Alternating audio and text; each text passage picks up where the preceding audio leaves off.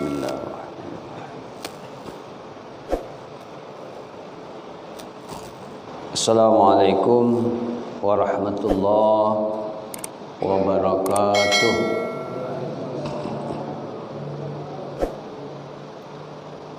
Alhamdulillazi anzala al-Qur'an hudan lin-nas wa bayyinatin minal huda wal furqan. Asyhadu an la ilaha illallah wahdahu la syarikalah. Asyhadu anna Muhammadan abduhu wa rasuluh. Allahu ta'ala fil Qur'anil Karim. A'udzu billahi minasy syaithanir rajim. Bismillahirrahmanirrahim. Qul in kuntum tuhibbunallaha yuhibbukumullah wa yaghfir lakum dzunubakum wallahu ghafurur rahim. Shadaqallahul azim.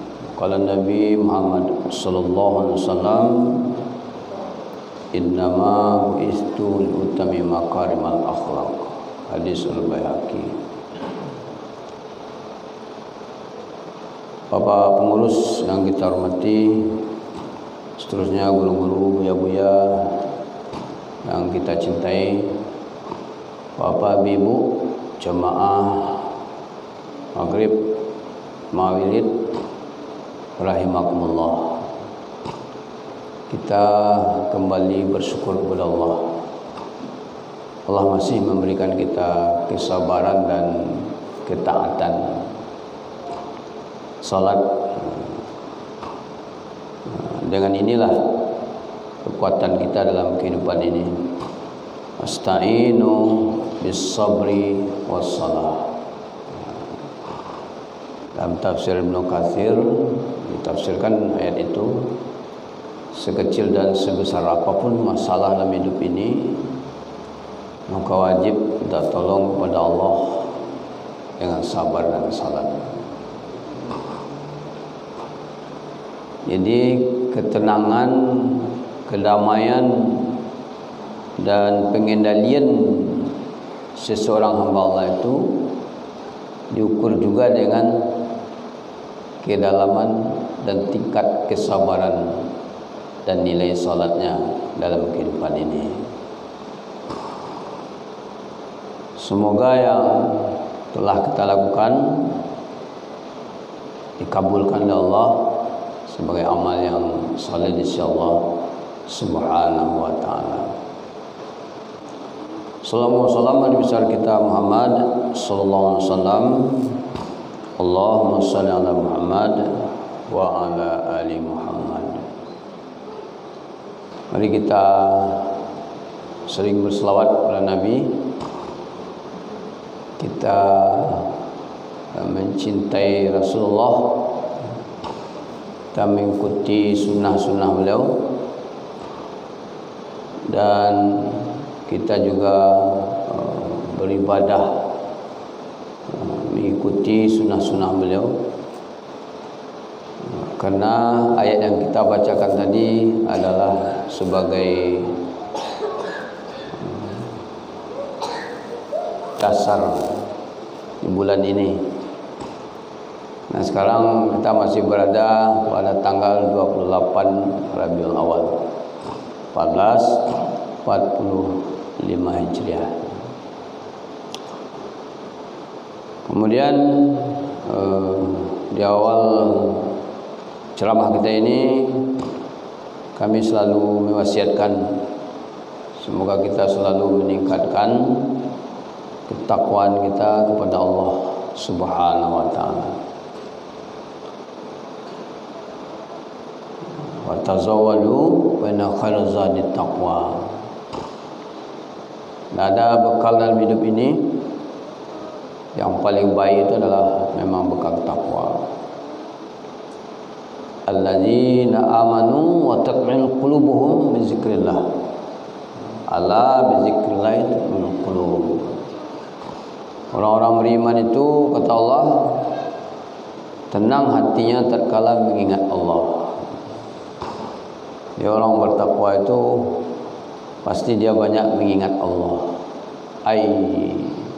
yazkura wala yansa wala yansa.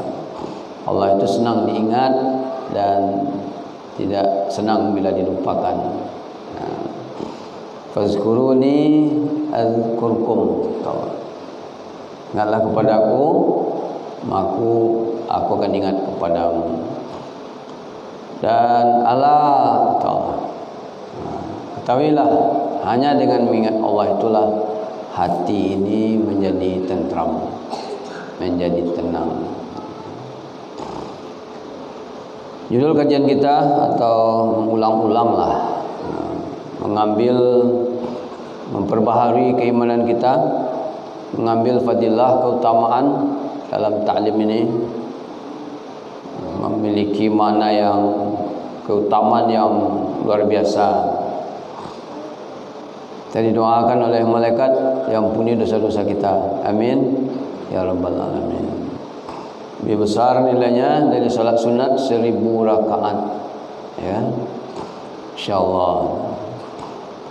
Kemudian khairukum man ta'allama al-Quran wa 'allamahu. Kita adalah sebaik hamba Allah dan Nabi. Sebaik kamu adalah orang yang mempelajari Al-Quran dan mengajarinya. Ini wirid ini adalah salah satu hakikatnya mentadabburkan Al-Quran, membaca Al-Quran, mentartilkan, membaca Al-Quran itu berurut, ya, dengan tartil, dengan tajwidnya. Kemudian mentilawahkan Al-Quran, mengulang-ulang membaca Al-Quran. Yatsluna kitabullah. Baru puncaknya yang keempat adalah mentadabburkan Al-Quran. Maksudnya membawa kepada diri kita, apakah Al-Quran sudah kita amalkan dalam kehidupan kita sehari-hari. Itu hakikatnya.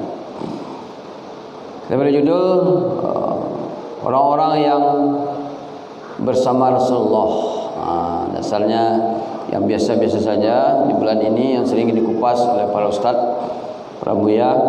Surat Al-Fath, ya, ayat 29. Muhammadur Rasulullah walladzina ma'ahu asyiddal kufar ruhama bainahum tarahum ruk'an sujada yabtaghuna fadlan minallah wa ridwana simahum fi wujuhihim min athari sujud. Dalam penggalan ayat ini setidak-tidaknya ada 4 atau 5 ciri-ciri pengikut Rasulullah, orang-orang yang bersama dengan Rasulullah sallallahu alaihi wasallam. Pertama adalah asyiddal al-kuffar, bersikap tegas, bersikap disiplin. Atau ada juga ditafsirkan dengan benci dengan kekafiran,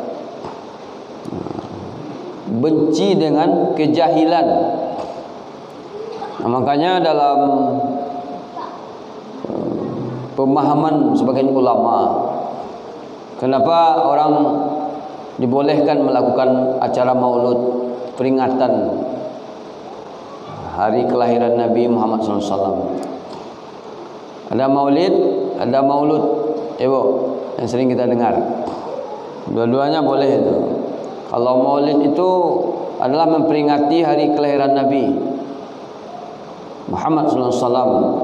Kalau maulud itu adalah memperingati dan menghormati, merayakan dan menghormati hari kelahiran seorang hamba Allah yang bernama Muhammad sallallahu alaihi wasallam. Makanya kedua-duanya boleh. Kenapa? Sebagai salah satu dasar bagi ulama yang bolehkan adalah, pertama, ini bukan masalah usul, masalah furu'. Ini masalah syiar saja, mengambil momentum. Sesuai dengan firman Allah dalam surat Yunus ayat 58. Bismillahirrahmanirrahim. Qul bi fadlillah wa bi rahmati fa bidzalika falyafrahu wa khairum mimma yajma'un.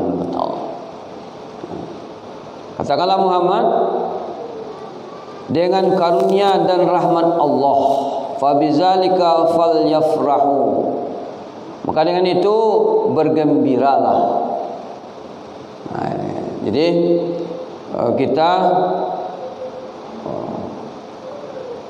rahmat, wabizalika dengan kul bifadlillah, dengan keutamaan dan dengan karunia dan rahmat Allah. Di dalam tafsir Ibnu Katsir itu ditafsirkan adalah karunia itu adalah agama Islam, sementara rahmat itu adalah Al-Quran. Maka Nabi itu lahir ke dunia ini adalah dalam rangka membawa Islam dan Al-Quran. Nah inilah makanya fal yafrahu, maka bergembiralah. Wabizalika fal yafrahu, maka dengan datangnya Islam dan Al-Quran itu kita disuruh bergembira oleh Allah. Nah lawan dari kufur itu kan as-siddiqin. Siddiqin itu adalah orang-orang yang senang dengan kebaikan, dengan ketaatan. Bapak Ibu jemaah rahimakumullah, kita akan dalam salat yang dibaca oleh imam kita tadi, sering sekali kita mengulang-ulang salat Fatihah. Ihdinas siratal mustaqim. Tunjukilah kami ke jalan yang lurus. Apa itu? Siratal ladzina an'amta 'alaihim. Yaitu jalan orang-orang yang Engkau beri nikmat kepada mereka. Tafsirul ayat bil ayat. Siapakah orang-orang yang diberi nikmat oleh Allah itu? Tafsirkan dalam surah An-Nisa ayat 69. Ya. Wa may yutillah wa rasul faulaika alladzina an'ama Allahu 'alaihim minan nabiyyin wasiddiqin wasyuhada wassalihin. Nah, jadi ciri-ciri orang yang diberi nikmat oleh Allah itu pertama adalah para nabi yang dibimbing langsung oleh Allah dengan wahyu. Yang kedua wasiddiqin, orang-orang yang senang dengan kebenaran, dengan Islam dan Al-Quran. Nah, itu maksudnya. Nah, terbayang di zaman jahiliyah itu zaman yang sangat jahat, jahul, yang sangat bodoh, a'ma, yang sangat buta, yang sangat sering diceritakan oleh para ulama kita, para buya-buya kita adalah di zaman jahiliyah itu kalau lahir anak seorang perempuan, maka mereka sangat marah dan sangat bersedih dia, sehingga dia membunuhnya atau membiarkan dia hidup dengan menanggung malu dan aib. Begitu sadisnya, begitu bodohnya, begitulah kekafiran itu, kebodohan itu. Karena kafir itu kan menyembunyikan kebenaran. Pertama mungkin karena memang ketidaktahuannya atau ilmunya memang tidak ada. Nah, ini ciri-ciri pengikut orang-orang yang bersama Rasulullah sallallahu alaihi wasallam. Itu orang-orang yang asyidda 'alal kufar. Asyidda 'alal kufar itu ditafsirkan juga dengan orang-orang yang benci dia dengan kekafiran. Takut dia dengan zaman jahiliyah itu terulang lagi. Tidak mau dia zaman jahiliyah itu terulang lagi. Wa idza busyira ahadukum bil unsa zalli wajhahu maswadat wa huwa qazim. Apabila seorang dari mereka dikabarkan dengan kelahiran anak seorang perempuan, maka wajahnya menjadi hitam merah padam dan dia sangat marah. Lanjutkan dalam ayat surat Al-Nahl ayat 59 itu, Dia bersembunyi dari orang banyak disebabkan kabar buruk yang disampaikan kepadanya. Apakah dia akan memeliharanya dengan menanggung kehinaan atau akan membenamkannya ke dalam tanah hidup-hidup? Ingatlah alangkah buruknya putusan yang mereka tetapkan itu. Begitu bodohnya, begitu jahilnya. Begitulah orang-orang kafir.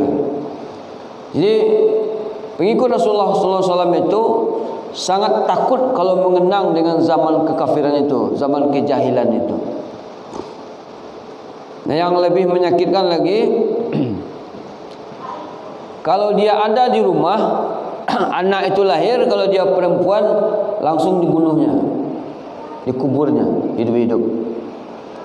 Tapi kalau seandainya dia sedang berdagang ke Yastrib dan ke tempat yang lain, lalu telah 6 bulan, 7 bulan atau 1 tahun dia pulang, maka anak perempuan yang lahir tadi sudah besar, dia sudah bisa dia berlari, berjalan mungkin.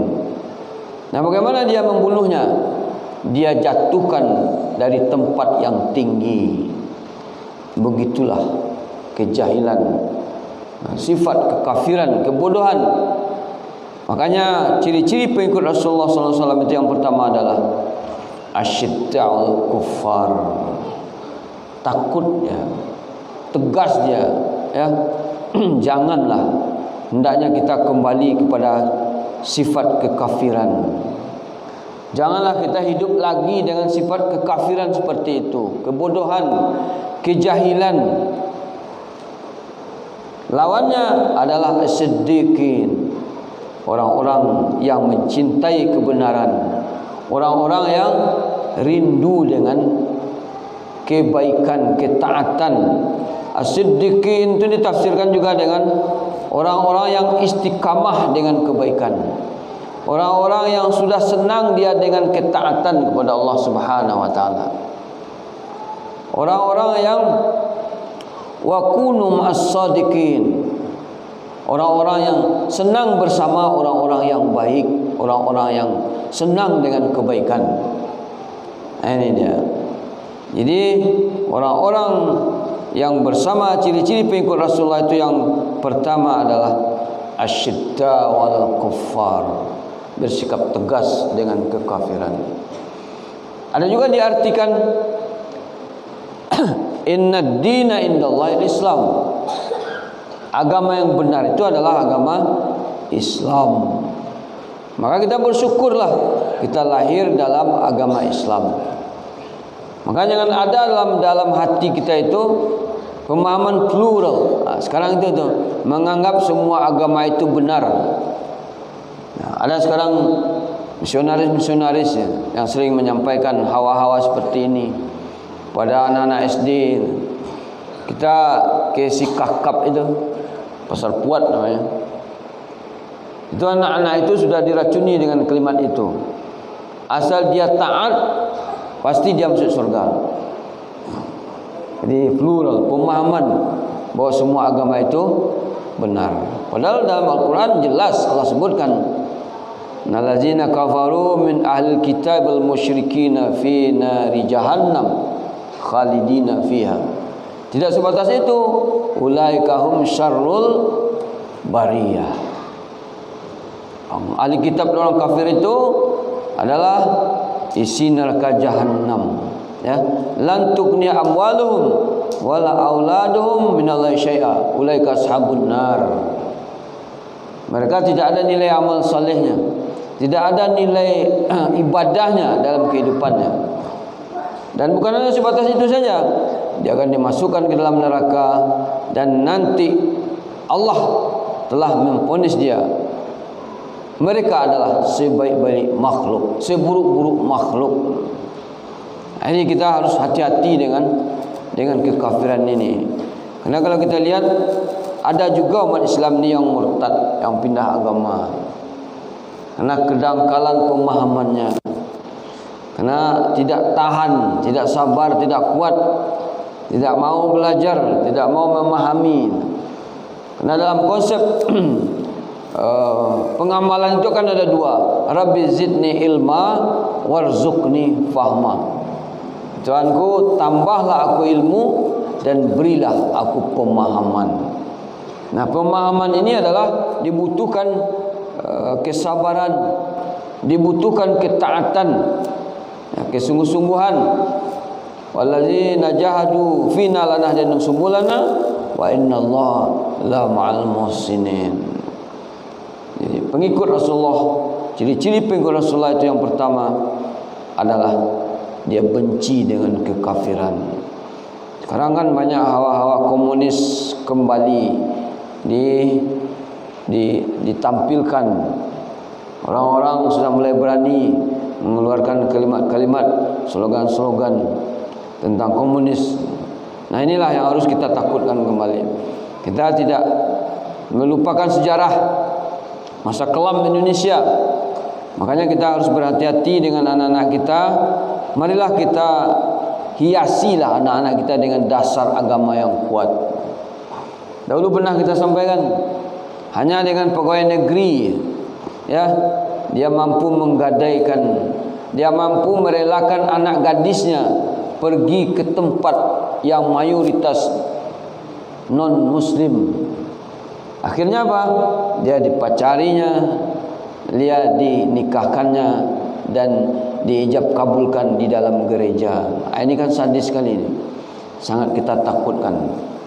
Karena ciri-ciri umat Nabi Muhammad SAW itu dia bersikap tegas. Makanya Buya Hamka itu tidak mau dia mengucapkan selamat Natal. Dia tidak apa? Takut di dalam hatinya itu ada terselip nanti. Kenapa? Kalau kita mengucapkan selamat Natal kepada keluarga kita atau tetangga kita atau masyarakat kita yang non, seolah-olah kita mengakui agamanya benar. Nah, sebatas muamalah kita tidak apa-apa bergaul. Tetapi kalau dalam sudah dalam konsep ibadah, lakum dinukum waliyadin, tidak bisa, harus kita pisahkan. Bapak Ibu jemaah rahimakumullah, ada seorang ibu yang berdiskusi, yang minta pendapat kamu. Ustaz, anak ambo menunggu pacarnya untuk menjadi mu'alaf, katanya. Dia seorang muslimah, tapi karena hati orang non muslim. Ditunggunya dulu calonnya itu menjadi mu'alaf, barunya nikah. Saya mau sarankan sebaiknya tidak usah, jangan. Sebagai orang tua harus tegas, sampaikan bahwa kita tidak menyetujuinya. Karena sudah banyak kejadian, tatkala dia memang ia mungkin nanti dia jadi mu'alaf, tapi banyak kejadian yang sudah terjadi. Kalau sudah beranak satu, beranak dua, beranak tiga, dia kembali lagi kepada agamanya dan ditariknya anak-anaknya kepada agamanya. Nah, inilah yang kita takutkan. Bapak Ibu jemaah rahimakumullah, makanya kita harus tegas, harus ada batasnya. Takutlah kita dengan kekafiran itu. Kalau dapat, sampailah di akhir kehidupan kita ini nanti. Wala tamutunna illa wa antum muslimun, kata Allah. Janganlah kamu mati sampai kecuali kamu telah sampai kepada agama Islam, keselamatan. Atau ditafsirkan juga itu, man kana al-qalami la ilaha dakhalal jannah. Sampai akhir hidup kita ini kita tetap memegang kalimah la ilaha illallah. Dalam konsepnya kita tetap dalam Islam, kita tetap mengamalkan dan meyakinkan agama yang benar itu adalah agama Islam. Nah, ini yang siddiqin. Marilah kita menjadi orang-orang yang mencintai kebenaran, orang-orang yang salah satu ciri yang kita sebutkan tadi, orang-orang yang mendapatkan nikmat Allah. Siapa mereka? Adalah minas siddiqin, orang-orang yang siddiq, mencintai kebenaran. Yang kedua, ciri-ciri pengikut Rasulullah SAW itu adalah ruhamau bainahum. Sesama mereka dia berkasih sayang, dia saling mencintai. Nah, inilah kejadian dari para sahabat di zaman sahabat yang telah dipersatukan oleh Rasulullah SAW, yang telah dipersatukan oleh Allah dengan iman, dengan ukhuwah Islamiyah. Nah, ciri-ciri pengikut Rasulullah SAW itu dia sangat penyayang, dia sangat saling mencintai dengan sesama muslim. Innamal mu'minuna ikhwah faslihu baina akhawaykum wattaqullaha la'allakum turhamun. Sesungguhnya orang beriman itu dia bersaudara. Kalau dia berselisih, kalau dia emosi, kalau dia bertengkar, kalau dia mendendam, bermusuh, bolehnya 3 hari 3 malam, tidak boleh lebih. Islahlah, maka damailah. Bagaimana cara mendamaikannya?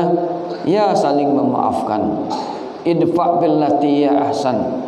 Balaslah kejahatan dengan cara yang baik. Ini bagi orang yang berilmu. Ada yang menyebut itu tak namuh dah buaya. Payah mana apa kawan nyanyi buaya. Wa'arid anil jahilin. Silaturahim tetap kita jalani, tetapi mungkin kita tidak bisa berteman akrab dengannya. Ini mungkin cara dan solusi yang bisa kita jalani. Tapi konsep persaudaraan dengan tegas Nabi mengatakan, la yu'minu ahadukum hatta yuhibba li akhi kama yuhibbu li nafsi. Tidak beriman seantara kamu kecuali dia mampu mencintai saudaranya seperti dia mencintai dirinya sendiri. Aku nak menendam, namun setahun 2 tahun tidak usah pun. Bahkan terbalik lah. Dia orang jauh bisa bela elok. Pergi di sana kadang-kadang kita tidak bertegur sapa. Padahal Nabi dengan tegas mengatakan itu, la yadkhulul jannah qati'. Dalam hadis yang lain, qati'ur rahim. Tak akan masuk surga orang yang suka memutuskan hubungan silaturahim. Nah, ini bertetangga, berkeluarga, ada hubungan nasab, ada hubungan keturunan, ada hubungan tali darah, ada hubungan bertetangga. Apalagi kita seiman, senasab, ada hubungan famili atau badun sanak. Apalagi mungkin kita bertetangga, 3 haknya: beragama Islam, badun sanak, dan bertetangga. Itu lebih berat lagi menjaganya. Bagaimana kita menjaganya dengan baik? Karena dalam Islam itu, dalam Al-Quran dan hadis Nabi kan tidak ada yang minta maaf itu. Yang ada adalah memberi maaf. Khuzil afwa, memberi maaf. Wal afina 'anil nas, memberi maaf juga maknanya. Beri maaflah kesalahan manusia.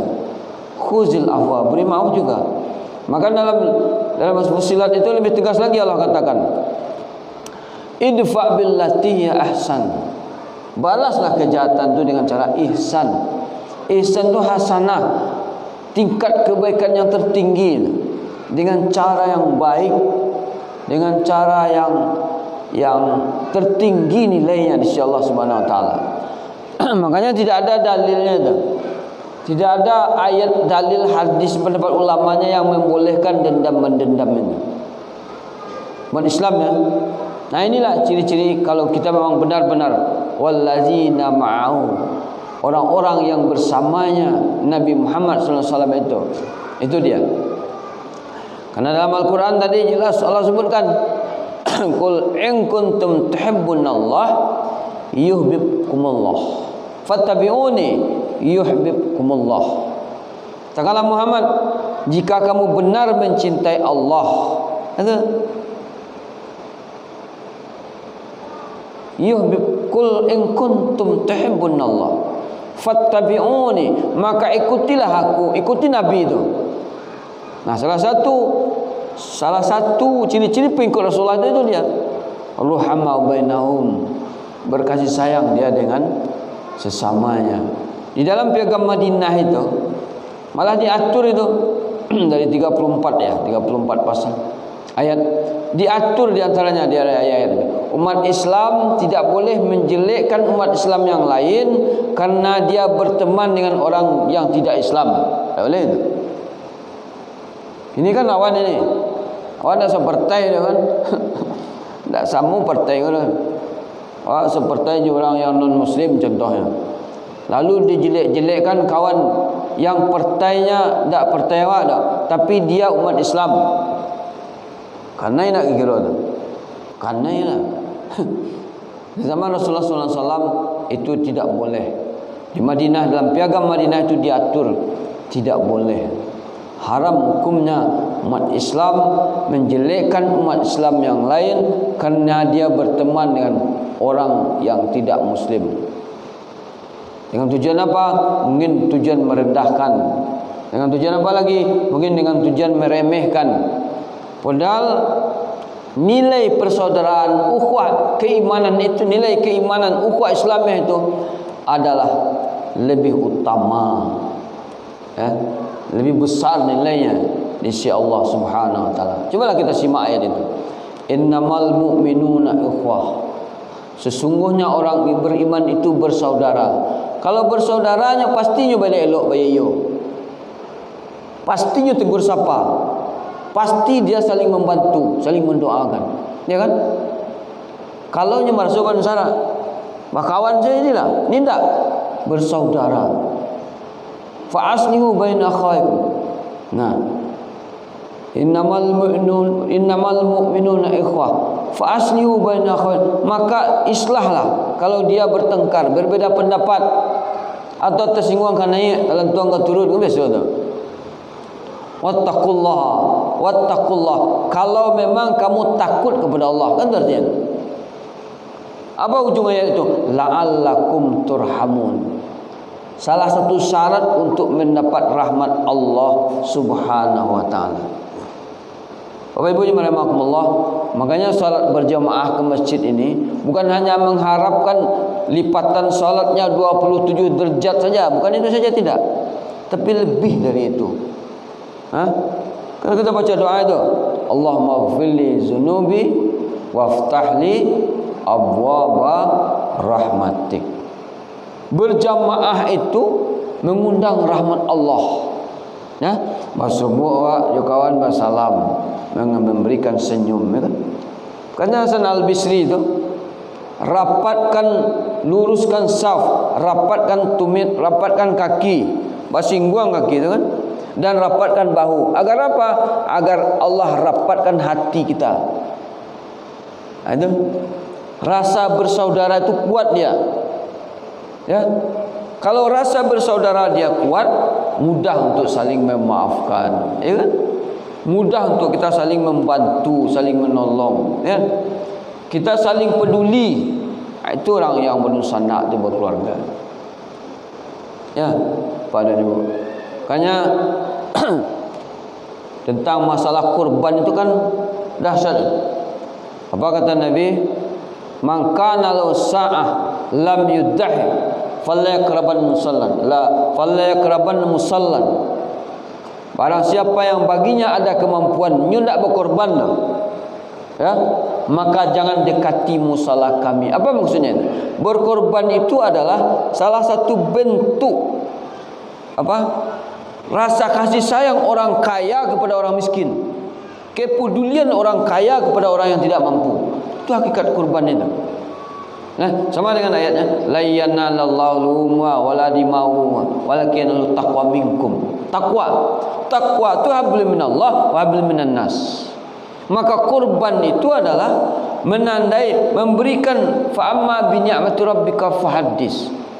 Makanya orang kaya kalau dia tidak berkorban itu sampili itu, kikir dia. Bapak Ibu jemaah rahimakumullah,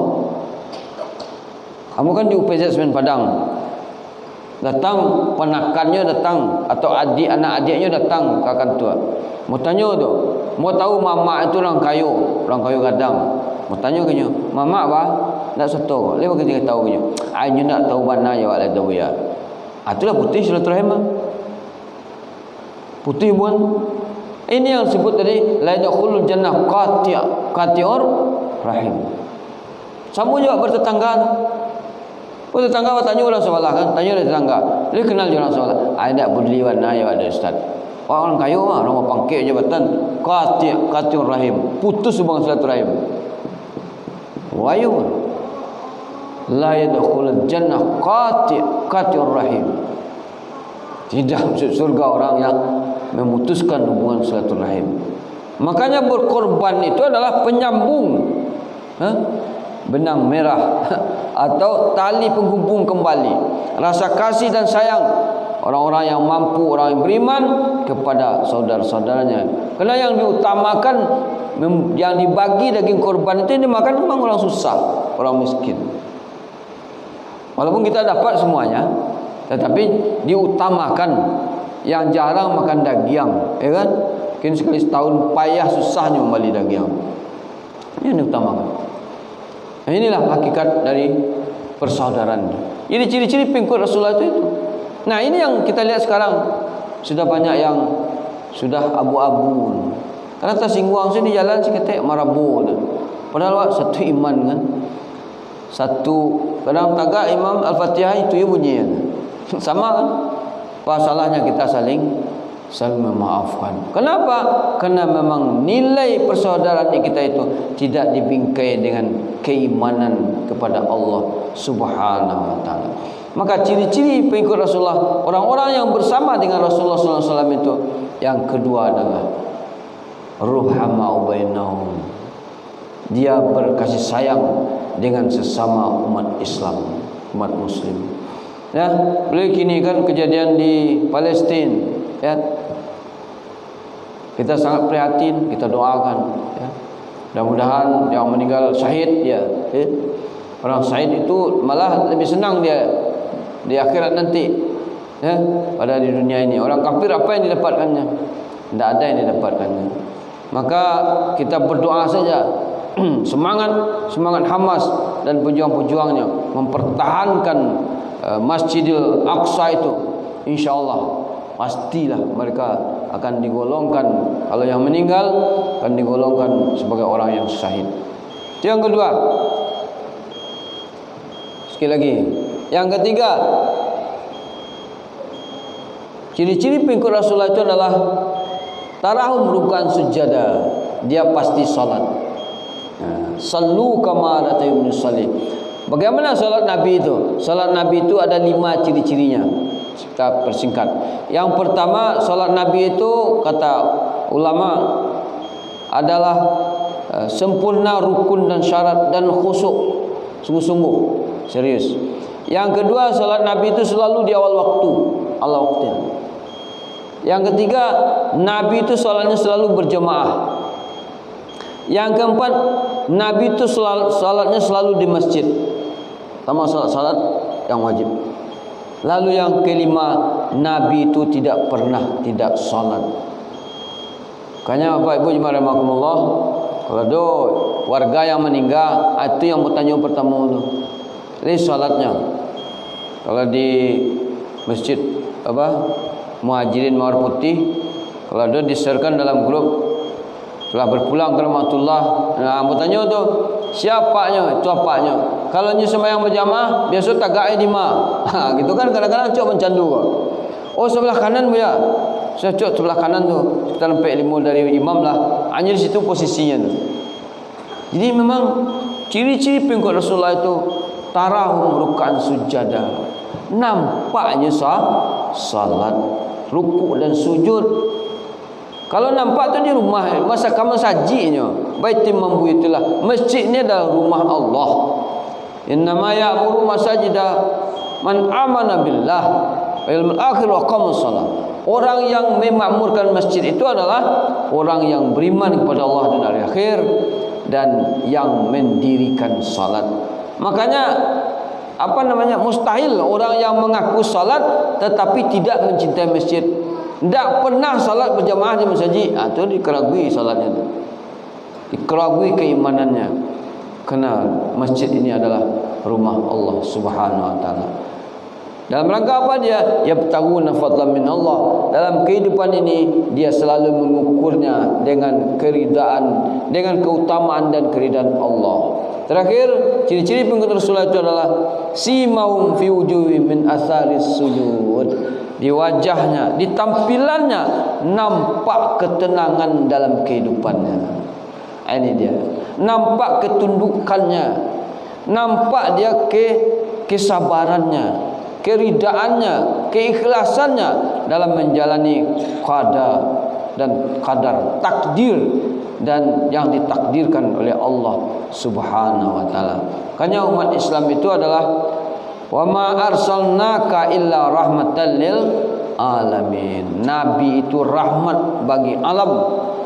Boleh juga ditafsirkan rahmatan linnas, rahmatan linnas, rahmatan lil alam. Nabi itu adalah rahmat bagi dirinya.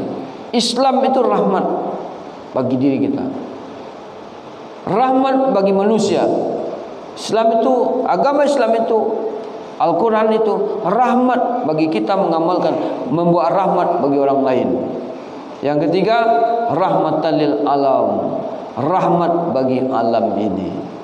Nah, inilah mungkin salah satu hikmahnya, di antaranya kenapa kita mengikuti peringatan mauludnya Nabi besar kita Muhammad SAW, setidaknya mengingatkan kembali agar kita dicintai oleh Allah, agar kita mencintai Rasulullah, agar kita meniru akhlak Rasulullah, dan agar kita termasuk dalam golongan orang-orang bersama Rasulullah sallallahu alaihi wasallam. Amin ya rabbal alamin.